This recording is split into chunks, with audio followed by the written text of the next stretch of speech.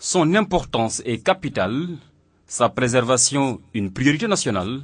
Le lac de Guiers, c'est 50% des besoins en eau de la capitale sénégalaise Dakar. La prolifération des plantes aquatiques, notamment le TIFA, les rejets agro-industriels et la vétusté des ouvrages de régulation menacent le lac. Une tâche immense pour l'Office du lac de Guiers. Ce sont les députés qui ont voté cette loi qui a permis à l'Office du lac de Guiers d'exister. C'est bon que ces députés suivent la mise en œuvre de ces lois-là. Et c'est pour cette raison qu'ils nous visitent aujourd'hui pour voir comment nous sommes en train de nous installer, comment nous prenons en charge la mission. L'Office du lac de Guiers, créé en janvier 2010, a besoin de soutien. D'ores et déjà, il peut compter sur les députés de la Commission Développement et Aménagement du Territoire de l'Assemblée nationale. Ils sont venus, ils ont vu les risques qui pèsent sur le lac de Guiers. L'urgence est là. Il faut faire vite pour enrayer le péril.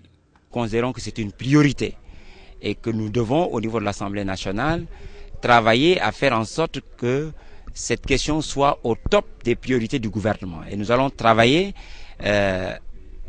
à ce que, durant la prochaine session budgétaire, que nous puissions mettre en avant les recommandations issues de cette mission et faire en sorte que le gouvernement prenne la mesure des urgences et que des ressources appropriées soient accordées à l'Office du lac de Guiers, parce que simplement cet office a en charge une ressource extrêmement stratégique, une ressource fragile, une ressource qui subit beaucoup de menaces et qui donc doit bénéficier des ressources financières qu'il faut. Les parlementaires passent à l'acte.